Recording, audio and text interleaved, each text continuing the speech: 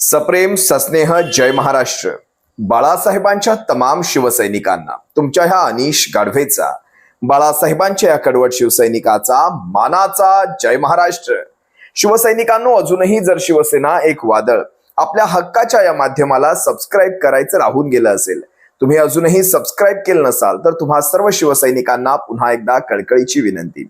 आता ताबडतोब शिवसेना एक वादळ आपण सर्वांनी लाखोंच्या संख्येने सबस्क्राईब ठेवा. उभ्या महाराष्ट्रात तुमच्या माझ्या शिवसेनेच्या ज्वलंत विचारांना पोहोचवणाऱ्या या माध्यमाला आपण सर्वांनी मिळून मोठं करा, ही नम्र विनंती करतो. आज 2 तारीख आहे शिवसैनिकांनो, आणि तारीख अतिशय खास आहे, कारण आज नामांकन अर्ज मागे घेण्याची अंतिम मुदत आहे. मला वाटतं दुपारी 2-3 वाजेपर्यंत ही वेळ दिलेली आहे. आता तुम्ही म्हणाल, नामांकन अर्ज मागे घेण्याची अंतिम मुदत म्हणून आजचा दिवस खास, असं काय आहे नेमकं या नामांकन अर्ज मागे घेण्यामध्ये? नेमकं काय राजकारण आहे? अनेक गोष्टींची उकल मी तुम्हा सर्वांसमोर ठेवणार आहे, पण त्यापूर्वी लक्षात घ्या, आपण ज्या मृगजळात राहतोय ना, की हा देश लोकशाही देश आहे. या देशामध्ये संविधानाचं राज्य चालू आहे. बाबासाहेबांच्या संविधानावर, या देशाच्या घटनेवर या देशाचं राज्य चालू आहे. प्रशासन सुशासन आहे. हे सारं मृगजळ आहे. हे सारं सफेद झूट आहे. म्हणजे ईव्हीएम की बॅलेट, आता हा विषय इतिहास जमा झाला. त्यानंतर आला नवीन घोळ याद्यांचा. आता तुम्हाला एक तिसरा घोळ मी सांगणार आहे. आता ईव्हीएम बॅलेट याला सोडूनच द्या, इथे जाऊच नका, तिथे लक्ष सुद्धा घालू नका. एक नवा आणि याच्या जीवावर चालणारा एक प्रकार आलेला आहे, एक राजकीय खेळी आलेली आहे, आणि अतिशय घाणेरडी. या लोकशाहीवर तुम्ही बलात्कार समजा, आता विनयभंग हा अतिशय लहान शब्द आहे. मला बलात्काराच्याही पुढचा शब्द जर वापरायचा झाला तर पाशवी बलात्कार म्हणा, लोकशाहीवर झालेला आहे. त्याच्याही पेक्षा घाणेरडा शब्द तुमच्या मनामध्ये असेल तर तो तुम्ही इथे वापरू शकता, तुम्हाला त्याची मुभा आहे. आज एवढा काकुळतीला येऊन मी का बोलतोय ना, याचं कारण तुम्हाला सांगतो. कारण याची देही याची डोळा, मी ते सारं पाहिलंय. उमेदवारांचे अर्ज बाद होताना मी पाहिलेत. मी स्वतः ठाण्यामधनं. आता ठाणं म्हणजे तुम्हाला सगळ्यांना वेगळं सांगायची गरज नाही. महाराष्ट्रभरात घडलेल्या त्या गद्दारीच्या सुपीक चिखलामध्ये कमळ फुलवण्याचं काम जर कोणी केलं असेल तर ते या ठाण्यातनं झालं. त्या ठाण्यामधून मी आहे, आणि ठाण्यात मी हा प्रकार घडताना पाहिला. ठाण्यामध्ये हा प्रकार म्हणजे काय सांगावं, जिथे तुल्यबळ लढती होत्या त्या तुल्यबळ लढतींच्या ठिकाणी हा प्रकार घडला. अरे, जर आपण स्वतःला त्या लायक समजतो, त्या पात्र समजतो, तर आपण लढू. आपण लढून मुकाबला करू. करता करविता देणारा तो भगवंत आहे, त्यानंतर मायबाप जनता आहे. मायबाप जनता ठरवेल की ह्या उमेदवाराला आम्हाला निवडायचंय की नाही निवडायचंय. मायबाप जनता ठरवेल ह्या उमेदवाराला आम्हाला निवडायचंय की नाही निवडायचंय. मायबाप जनतेला ठरवू द्या. करत्या करवित्या भगवंताच्या त्या निर्णयाच्या विरोधात जायची आता यांची खेळी सुरुवात झालेली आहे. हे सारं भगवंत सुद्धा पाहतो, आमचे बाळासाहेब पाहतात, आणि छत्रपती शिवरायांच्या विचारांवर चालणारे आम्ही म्हणणारे. बघा, तुम्हाला मी पाहिलेला, माझ्या डोळ्यांनी पाहिलेले प्रसंग सांगतो. ठाण्यात जवळपास 20 पेक्षा जास्त, आता ठाणे म्हणतात 131 नगरसेवकांची महानगरपालिका. अगदी घोडबंदर रोड पासून, गायमुख पासून ते दिव्यापर्यंतचा ठाणे महानगरपालिकेचा पसारा. या ठाणे महानगरपालिका क्षेत्रामध्ये 131 नगरसेवकांपैकी 67 हा जादुई आकडा आहे. 67 नगरसेवक आपण ठाण्यातून निवडून आणण्यासाठी एवढे का घाबरताय? नेमकं ठाण्यात काय घडतंय?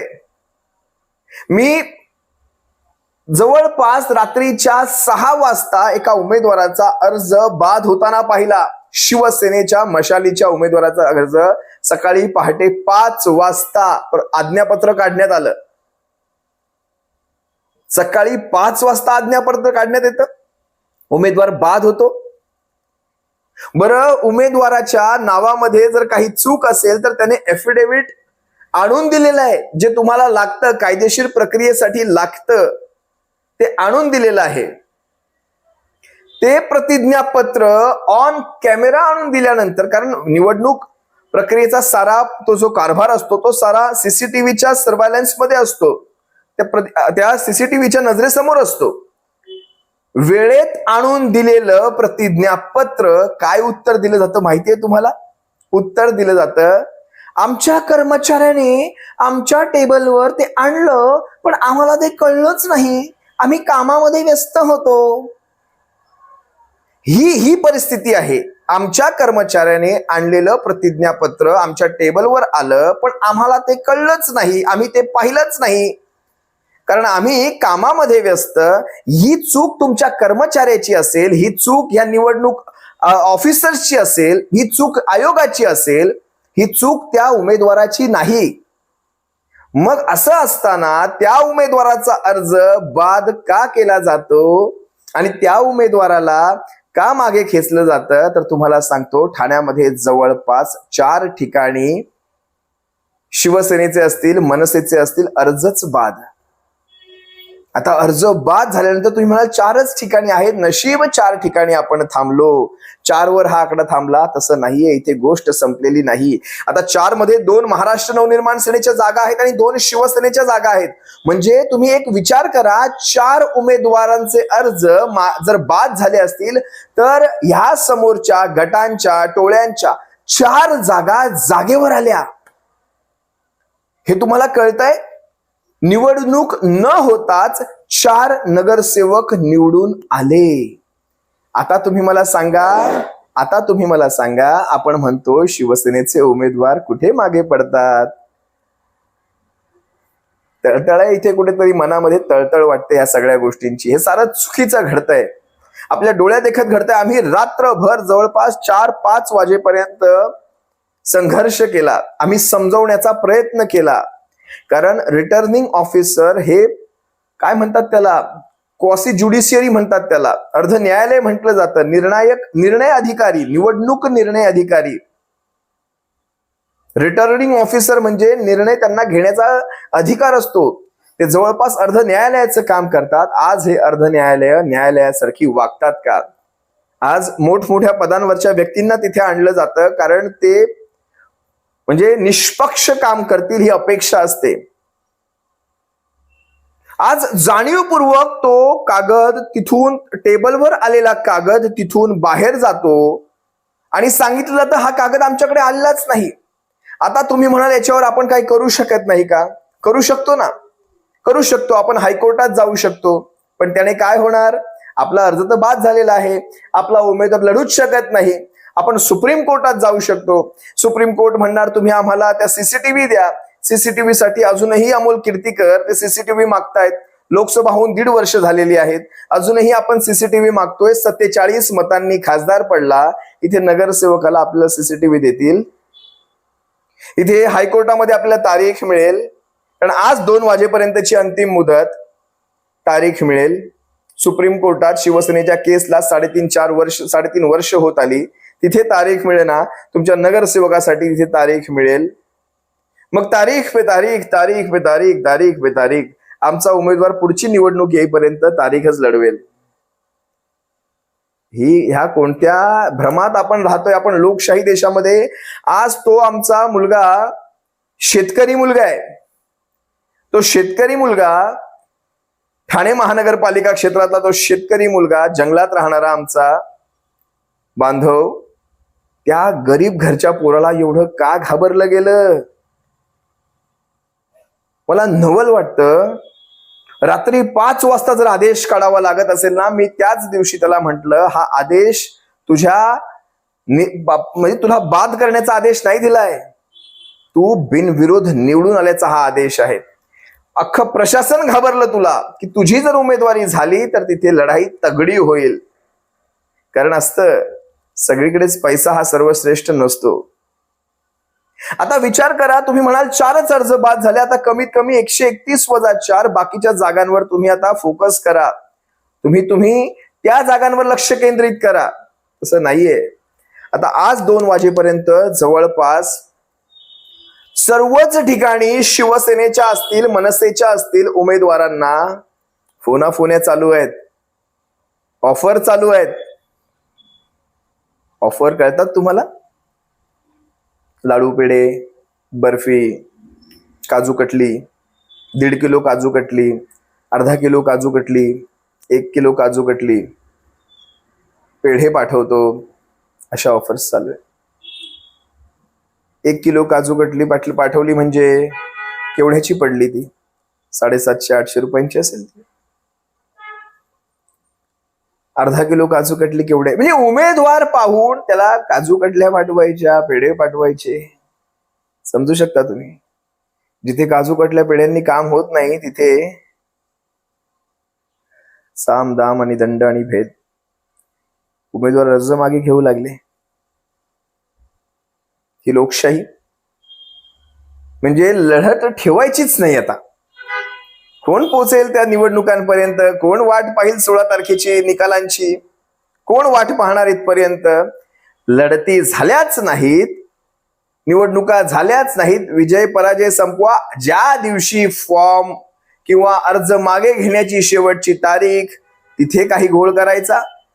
ज्या दिवशी स्क्रुटिनी होते, छाननी होते, त्या दिवशी काहीतरी करायचं आणि तिथेच सगळा निवडणुकांचा निकाल संपवून टाकायचा. जर आज शिवसेनेच्या, महाविकास आघाडीच्या म्हणजे राष्ट्रवादी असेल, शिवसेना असेल, मनसे असेल, काँग्रेस वेगळी लढते ठाण्यामध्ये, तुम्हाला सर्वांना माहिती असेल. जर आज उमेदवारांनी अर्ज मागे घेतले, मी तुम्हाला उद्या तीही माहिती सांगेल कुठल्या कुठल्या प्रभागातल्या उमेदवारांनी अर्ज मागे घेतलेत. जर अर्ज मागे घेतले तर हा 4चा आकडा कितीवर जाईल हे तुम्ही आज सांगू शकत नाही. हा 4चा आकडा वाढणार आणि जेवढा हा आकडा वाढणार तेवढ्या जागा बिनविरोध येणार. हे कळतं तुम्हाला? ही घातक, काय म्हणाल, घातक प्रोसेस आहे. कसं कसं कसं लढायचं तुम्ही सांगा. शेवटी आपण खिशाने मजबूत नाही ना. खिशाने मजबूत असतो तर आपलेही फॉर्म असे बाद झाले नसते. लक्षात येते तुमच्या? रात्रीच्या 10 वाजेपर्यंत संघर्ष केला. ही अशी परिस्थिती जर असेल तर ह्या देशामध्ये ती नेपाळ सारखी, त्या बांगलादेशासारखी परिस्थिती यायला वेळ लागेल का? आपणही त्याच मार्गाने घौडदौड करत आहोत. अराजकतेच्या मार्गावर आपण घौडदौड करत आहोत. अधिकाऱ्यांसमोर हात जोडले. मायबाप गरीब पोर आहे, ते गरीब शेतकऱ्याचं पोर आहे, ते त्याच्यावर हा अन्याय नको. मायबाप आमचे हात जोडलेले असताना तिथे सरकारची बघा. आणि दुसरी गोष्ट, विषय सरकारचा आता मी काढला, माझ्या डोक्यात काही गोष्टी आल्या. ठाण्यामध्ये संबंध कित्येक उमेदवारांचे अर्ज बाद झाले असतील, अनेक अपक्ष असतील, पण मोठ्या पक्षांचे 4 उमेदवारांचे अर्ज बाद होतात. बरं, हे अर्ज आपण उच्च शिक्षित, उच्चभ्रू वकिलांकडून सुद्धा व्हेरीफाय करून घेत असतो. ते अर्ज हे बाद करतात, पण त्यामध्ये एकाही सत्ताधारी म्हणजे केंद्रात असेल, राज्यात असेल, सत्ताधारी पक्षांचा नामांकन बाद होत नाही. हे कैसी तरी लीला भगवंत, हे कैसी तरी लीला. म्हणजे अनपढ ते फक्त विरोधकच आहेत का? म्हणजे बाद होणाऱ्या अर्जांमध्ये जर त्यांना कुणाला काही कळलं नसेल, सही नसेल, काही रकाना रिकामा असेल, कित्येक ठिकाणी रिकामे रकाने सत्ताधाऱ्यांचे तिथे भरून घेतले गेले, कुणालाही न सांगता. ह्याचं काय? अशा अनेक गोष्टी आहेत. समजतात, आमच्यापर्यंत गोष्टी येतात, पण आपले उमेदवार बाद. एखादा सत्ताधाऱ्यांचा अर्ज बाद झाला असता जरा समजू शकलो असतो, बॅलन्स होतंय कुठेतरी. सत्ताधाऱ्यांचेही अर्ज बाद होत आहेत. जसे विरोधकांचे 4 अर्ज बाद झाले, कमीत कमी सत्ताधाऱ्यांचा एकतरी अर्ज बाद झाला असता. नाही घडलं तसं. या आहे लोकशाही, याला म्हणतो आपण लोकशाही. आदिवासीपुराचं आमच्या ते अर्ज बाद करण्यासाठी त्या दिवशी रात्रीपर्यंत खटाटोप करण्यात आला. मोठमोठी पुस्तकं उघडली गेली, मोठमोठ्या पुस्तकांमध्ये नियम पाहिले गेले. कुठल्या नियमात याला घालू शकतो तो नियम शोधला गेला आणि त्यानंतर एवढं मोठं एक प्रेमपत्र तयार करण्यात आलं.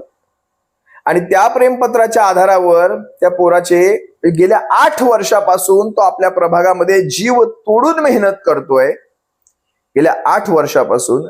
आणि 8 वर्षांनंतर ज्यावेळेस ती संधी आली महानगरपालिकेत उतरायची, त्यावेळेस मात्र 8 वर्षांनंतर मात्र त्याला निवडणूकच लढवून दिली गेली नाही.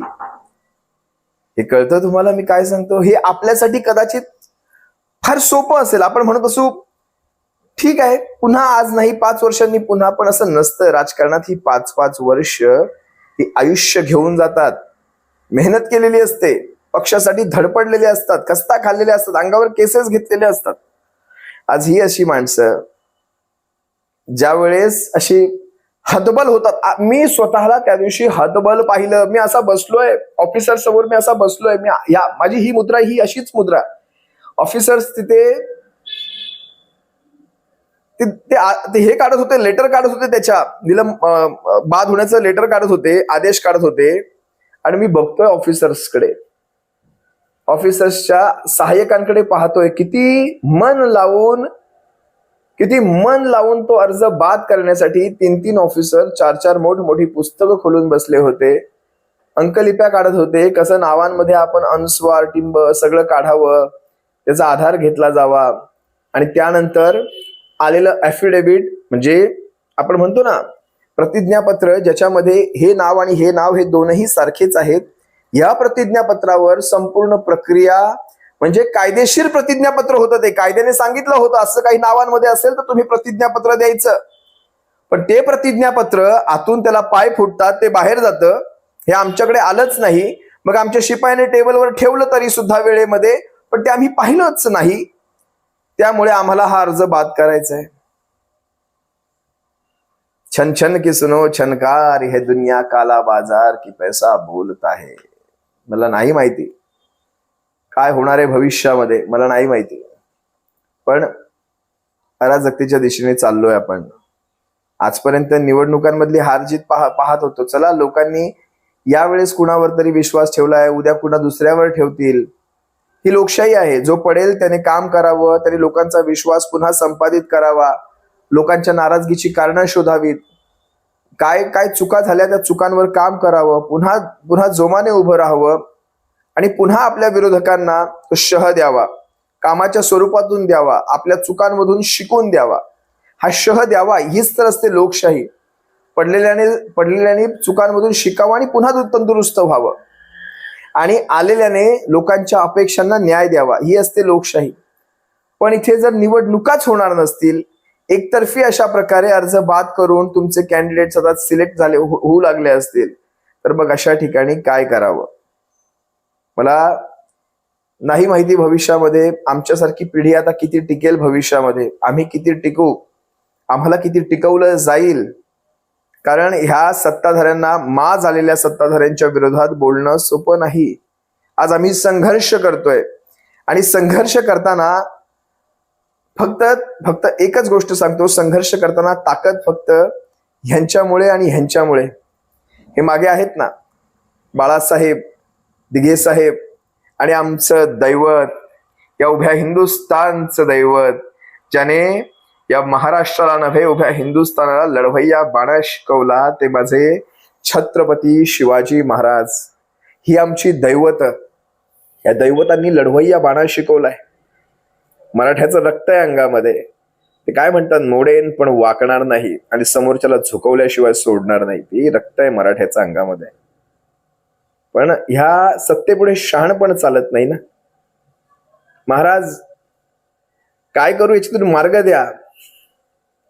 ते गणेशाचं एक गाणं ऐकलं होतं गणपतीचं, तूच ईश्वरा सहाय्य करावे, तूच ईश्वरा सहाय्य करावे, भव सिंधू ताराया. असंच काहीच गाणं आहे ना. ते काहीच चुकलं असेल शब्दांमध्ये, पण त्यातलं तूच ईश्वरा सहाय्य करावे हे जे शब्द आहेत ना, ते अतिशय चपकल लागू होतात या परिस्थितीवर. तूच ईश्वरा सहाय्य करावे. हात जोडतो आज आम्हाला दान प्राण तुझा दे संग, नटरंग उभा ललकारी नभा, स्वरताल जाहले दंग. असो.